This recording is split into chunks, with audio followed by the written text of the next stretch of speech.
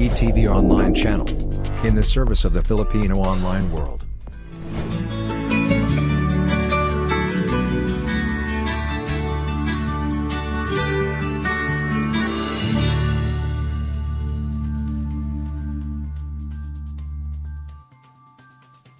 Warahmatullahi wabarakatuh.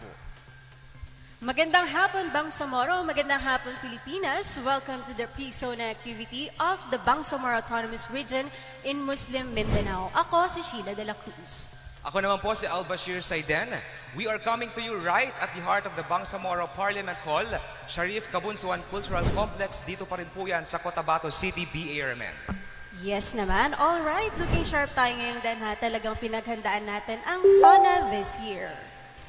Well, just like how well-dressed you are, Shiano, of course, this is our simple way in joining the rest of the country as we listen to His Excellency President Rodrigo Roa Duterte's 5th State of the Nation Address. That's right then, and I think naman our fellow citizens here in the Bangsamoro region are also anticipating what our President has to say and some of the programs that will directly affect the lives of the Bangsamoro. Tama kasi, kaya naman we are honored dahil kasama natin ngayon ang dalawa sa most respected figures in the BARMM to join us in discussing some salient issues dito po sa Bangsamoro region. Yes, kaya wag na natin patagalin pa. Ladies and gentlemen, please help us welcome the Chief Minister of the Bangsamoro Autonomous Region in Muslim Mindanao, Ahod Ebrahim, and the Speaker of the Bangsamoro Transition Authority, Atty. Pangalian, Balindong. Magandang hapon po, Mr. Speaker, and magandang hapon, Chief Minister. Magandang hapon, Shaila. Magandang hapon sa inyo, Basir. Magandang hapon sa mga co-workers natin na nandito ngayon. At magandang hapon din sa mga viewers all over the country for the pre-SONA of the President. So we are very thankful that we were able to give this chance to express our utmost appreciation to the President for for working very hard in order to establish the Bangsamoro Autonomous Region in Muslim Mindanao. So far we have more than 1 year since we assumed the Bangsamoro Autonomous Government in Muslim Mindanao. And modesty aside, we have accomplished many significant accomplishments in the Bangsamoro Autonomous Region in Mindanao for more than 1 year of our operation. And of course, kasama din po natin si Speaker ng Bangsamoro Transition Authority. Sir, Assalamualaikum, magandang hapon po. Sa inyo lahat. Assalamualaikum warahmatullahi wabarakatuh.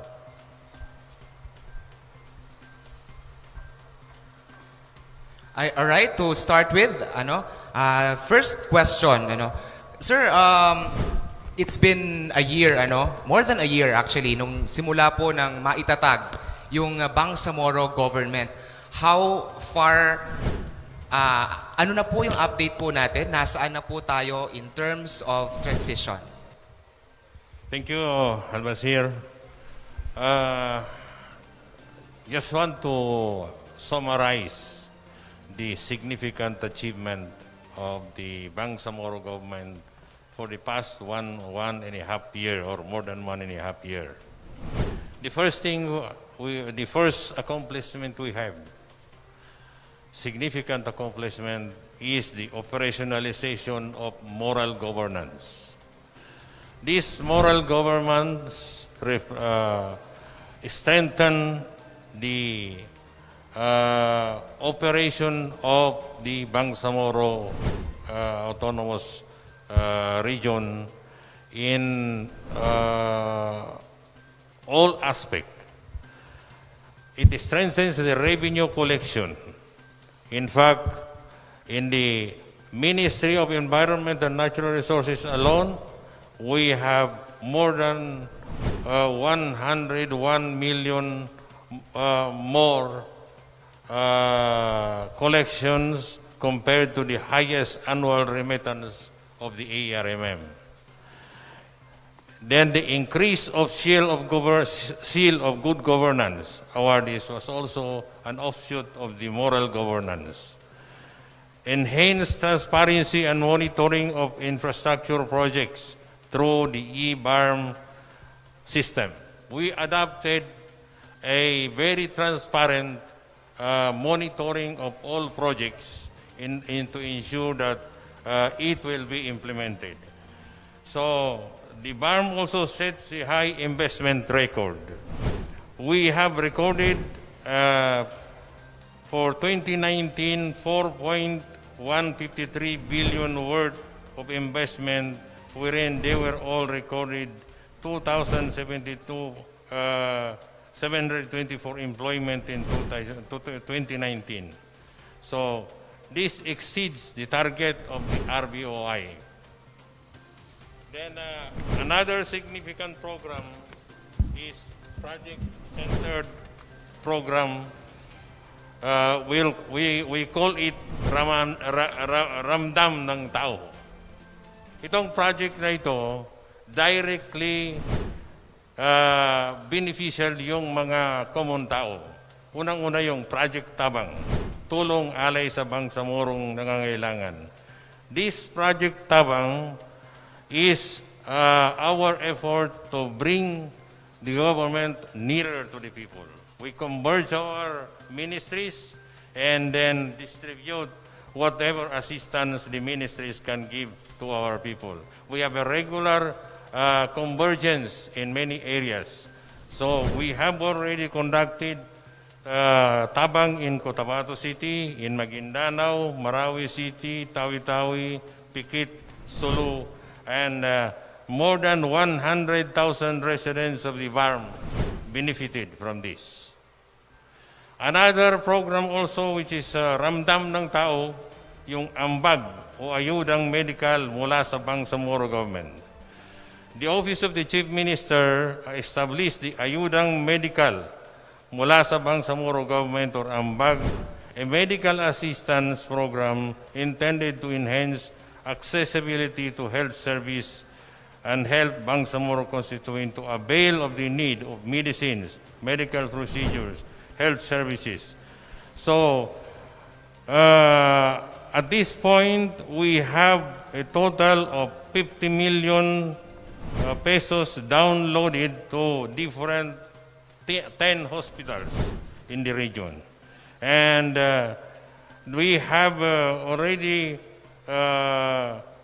extended assistance to 5,799 patients.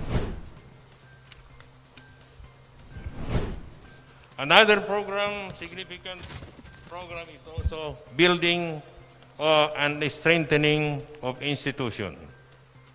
So we have the transition plan that guided us during the transition period. Then we have the gradual phasing out of employees as provided in the law. So we scheduled the phasing out and we work out the extension of their separation incentive as already given to them, all the employees that are separated.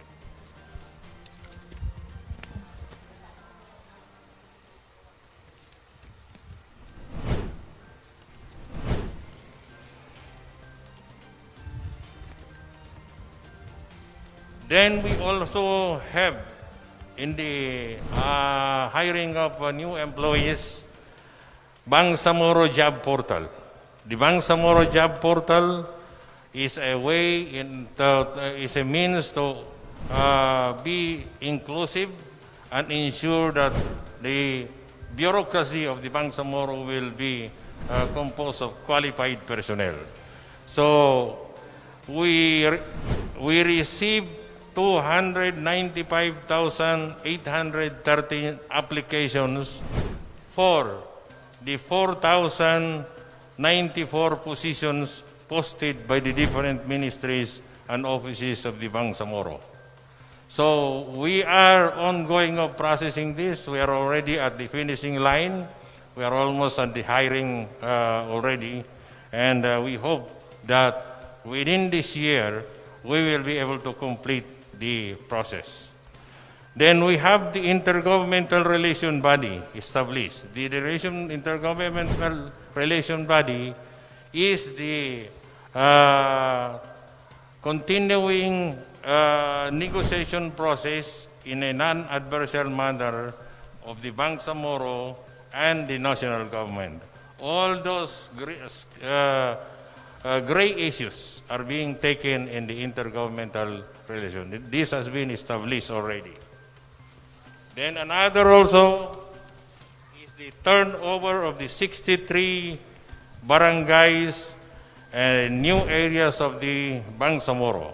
These are the 63 barangays in North Cotabato who opted to vote yes in the plebiscite. So they were already turned over. We have organized a temporary administrative structure, and they are now functioning well. Then we provided internal revenue allocation to non-ERA municipalities in the region.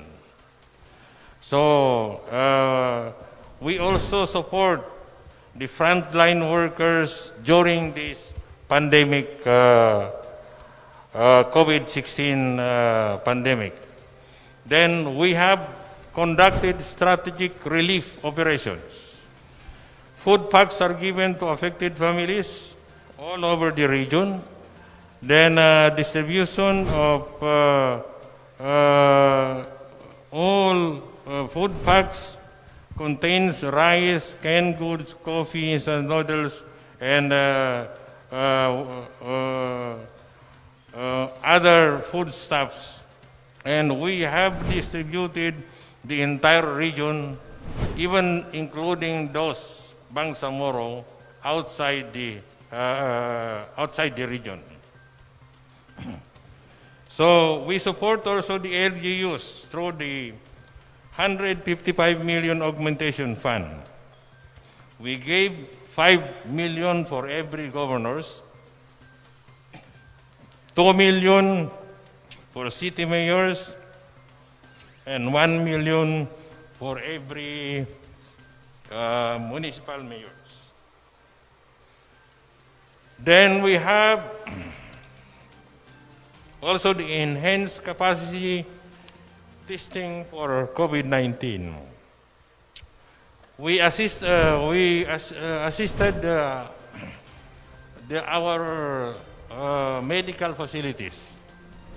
The CRMC hospital, we downloaded 14 million pesos for them to develop an PCR test. So we extended 14 million for them. Then the Amay Pakpak Hospital, we extended also 15 million for them. Now, both CRMC and Amay Pakpak are already operating as PCR testing hospitals.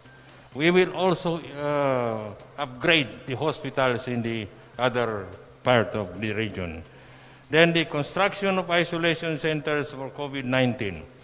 We will be constructing, we have already constructed in Mindanao, and also in Lanao is ongoing. Then we have already the groundbreaking in Sulu, Tawi-Tawi, and Basilan. So another is the implementation of social amelioration program, another key intervention. These are our main program during this COVID-19. So we have also enacted several legislation, and I will be giving the giving to the honorable speaker the legislation we have already pass in the parliament.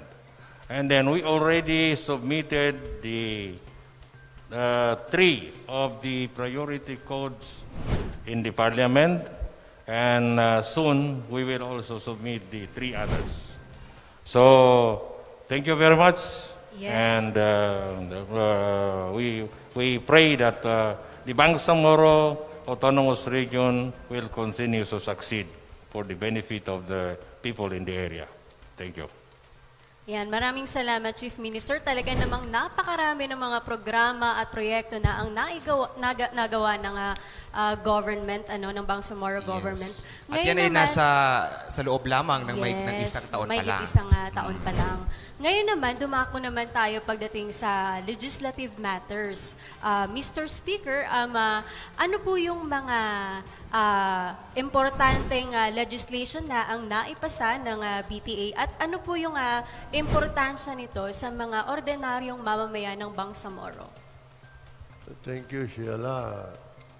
All our legislations are important.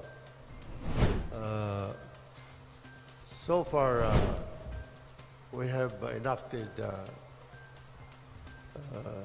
almost 100 laws and resolutions in the parliament. But specifically, we have already approved one very vital legislation, and that is the creating the office of Attorney General. To see that laws that we are enacting are consistent with national laws and the Constitution of the Philippines.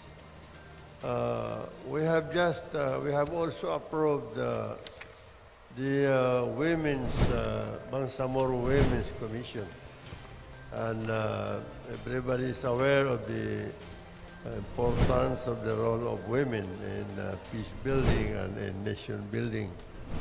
We have approved the Human Rights Commission to see that human rights are not violated, and if there are any violations, the Commission on Human Rights will look into it. And we have the Youth Commission, another very important legislation that we have enacted. And everybody is aware also of the role of the youth in nation building, that is. And so there are other legislations that we have lined up, and hopefully this will be taken care of within the year, as mentioned by the Chief Minister. The government of the day have already transmitted and filed with the Parliament 3 priority legislations that are mentioned in the Bansamoro Organic Law, or Republic Act 11054, and that is the Administrative Code, the Local Government Code, and the Civil Service Code. And these codes are already referred to the Committee on Rules for referral to the appropriate committees. Hopefully, this will be approved in a month or 2 in the Parliament. And we look all forward to the filing of 3 other priority legislations mentioned in the Bangsamoro Organic Law, and that is the Education Code, the Election Code, and the Revenue Code. Of course, there are other concerns like resolutions regarding the Marawi rehabilitation. We have also other resolutions that we have approved. As I said, almost 100 resolutions. And these are the important legislations that we have approved. So tatlo po doon po sa anim na priority codes po ng Bangsamoro government or ng BTA po yung naipasa na. Can you tell us more about doon po sa ating pong administrative code and the rest of the 2 codes po na naipasa? Para saan po yung mga codes na ito at gaano po ito kahalaga na kailangan maisabatas na po siya as soon as possible?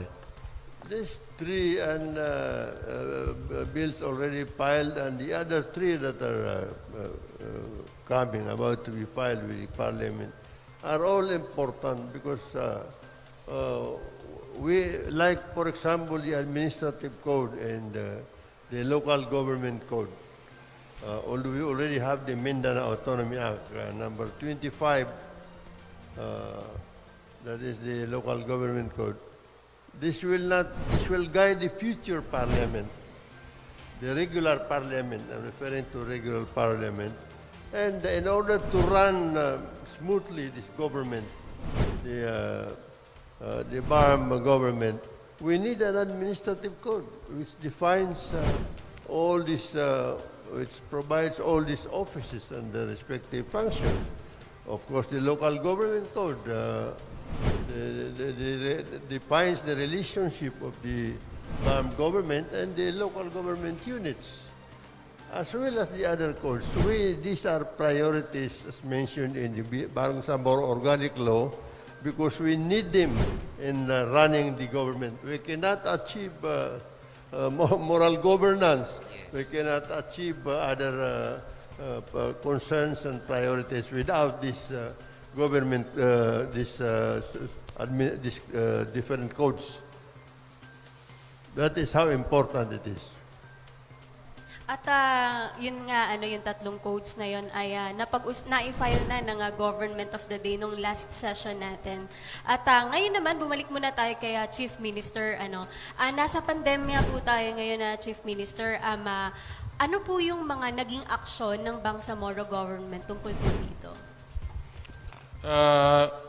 Patuloy pa rin ngayon ang ating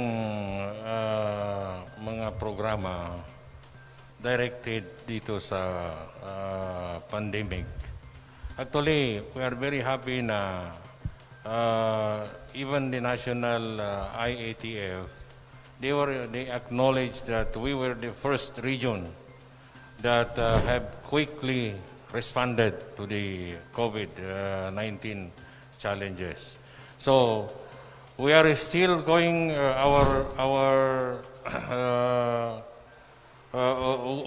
ongoing pa rin yung namin challenges we are facing. The latest one we are facing was the returning LSIS na papunta rito sa atin. Ito yung dahilan kung bakit biglang tumaas yung COVID positive natin. O dahil doon sa mga LSIS na dumarating dito sa atin. Hindi naman natin sila pero we are trying our best to contain the contamination kasi karamihan sa kanila ay positive sa COVID-19. So that's why we're increasing more our isolation facilities. Kasi yun lang ang paraan. Lately, mayroong dumating na more than 400 galing ng Maynila, LSIS, na nakadaong doon sa Cagayan de Oro City. So we have to bring them here before transporting them to the island provinces. So ngayon, they are just completing 14 days quarantine dito sa atin. Na-test na yung iba, na-test na sila lahat, more than 100 of them. For the more than 400, more than 100 ang nag-positive sa COVID-19.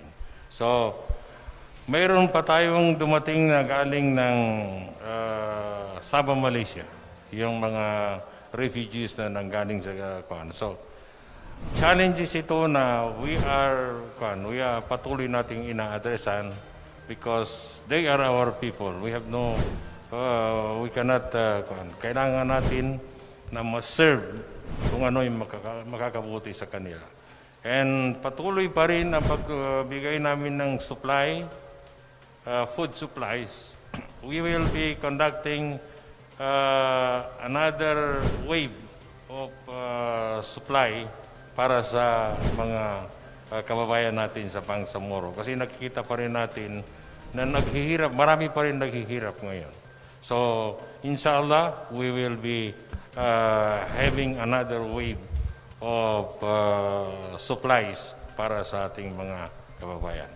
So, yun ang kuha natin. So, thank you very much. And again, we will be expressing our, in behalf of the Bangsamoro people, the Bangsamoro government, the Moro Islamic Liberation Front, and everyone in the Bangsamoro region, expressing our appreciation to President Duterte for this very significant accomplishment of establishing the Bangsamoro Autonomous Region in Muslim Mindanao, which is a result of the more than 5 decades of struggle of the Bangsamoro people. So we are very thankful to the President, and this will remain as one of his very significant legacy during his term of office. The Bangsamoro will always remember him. So, thank you very much. All right, thank you very much. How about, Mr. Speaker, may mga gusto po ba tayong update or panawagan po or any message po siguro po during this very important event? Ngayon po yung SONA ni President Rodrigo Duterte. Go ahead, sir. Thank you. I'm joining the Chief Minister in conveying the message to the President that the Bangsamoro people is ever grateful for the unprecedented decision of the President to recognize the aspirations of the Bangsamoro people. No other President has a grasp of the Muslim problem. No other President has recognized the historical injustices committed against the Muslim. Now we can call him the savior of peace in the Bangsamoro. Thank you, and wassalamu alaikum wa rahmatullahi wa barakatuh. All right, thank you so much to our esteemed panel for being with us this afternoon. I believe it's beneficial for our dear kababayans, be it for those who are residents of the BARMM and those outside, to hear directly from the officials themselves regarding important issues and topics, especially that the creation of our region is one of President Duterte's biggest accomplishments during his administration. Yes, at napaka-fruitful talaga ng discussion natin ngayong araw na ito, no? At we are grateful to share this short yet insightful discussion with our dear panelists. Muli, maraming salamat po sa ating Chief Minister Ahod Ebrahim, and of course the BTA Speaker Atty. Pangalian Balindong. Maraming salamat po sa pagpapaunlak ng panayam ngayong hapong ito. And we are looking forward for a brighter future for the Bangsamoro. Undoubtedly, one of President Rodrigo Duterte's biggest accomplishments and a reflection of his ultimate desire to achieve peace, not just in the core territory of the Bangsamoro, but the whole of Mindanao. That's right, then talaga naman na ang SONA this year is the first of its kind. It reflects that our service to the Bangsamoro and the Filipino people needs to adapt with the changing times and the new normal that we are now living. Muli mula sa Bangsamoro Government Center, Cotabato City, ako si Sheila de la Cruz. Ako naman po si Al Bashir Saiden. Our journey towards change continues. Thank you so much and wassalam. Like and subscribe. Watch the previous video. Thank you for watching.